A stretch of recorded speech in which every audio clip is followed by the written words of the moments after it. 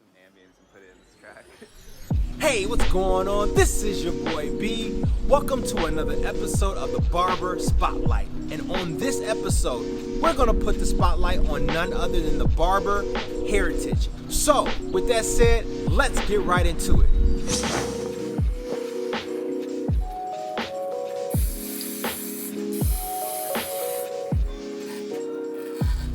I would have to say, naturally, I'm an artist. Grew up drawing, painting, sculpting.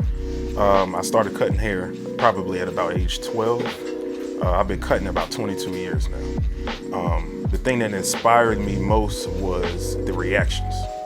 I always valued someone coming in and leaving in a completely different mood. Whether they came in a bad mood and left in a good mood, looking good and feeling good, it's everything. I had a mentor that was probably about 70 years old. He had been cutting over 50 years. And at the time, I was 14 years old. And he told me, when you do this for others before yourself, that's when you're gonna experience the longevity and the passion. You're gonna be able to keep going. When you run out of that steam and you're just doing it for selfish reasons, it's gonna become boring. So, I never forgot that. And ever since he told me that, that's kind of what geared me towards that, is how can I help this guy out? How can I make him look better? How can I, how can he leave satisfied as a customer? Because it still is about customer service. And then, adding the personality to it, being personable, being somebody that's approachable, because some people have problems, some people have something they need to get off their chest, and just that 30 to an hour in the chair changes everything.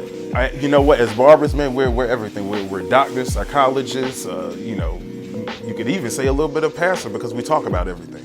There's no topic that is X'd off that's off the list in the barbershop. If you've been doing something or mastering or perfecting something for 20-something years, you can't help but have the confidence. Once you've perfected your craft and you feel like you've reached your climax, or you're getting there,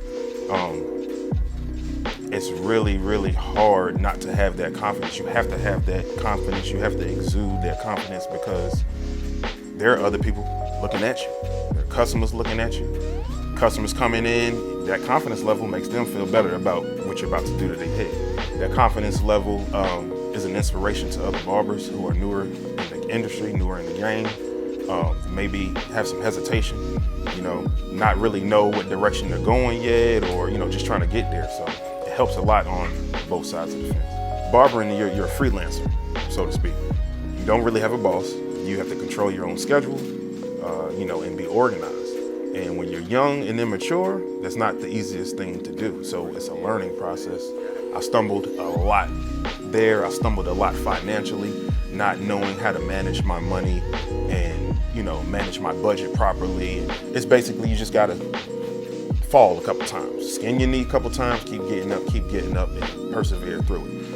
If there's a lack of knowledge, a lack of experience, that's all you can fall back on, is your want and ambition to do it.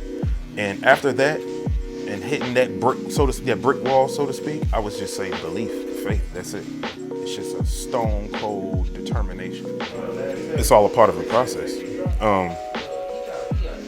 We're all supposed to be a staircase. And what I mean is, once you step on somebody else's back and assume your position, you are supposed to allow someone else to use you for leverage.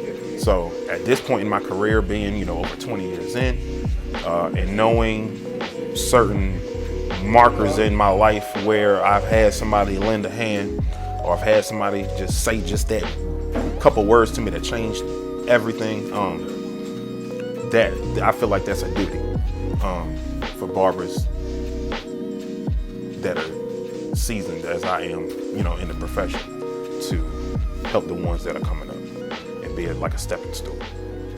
That's the only thing we could do.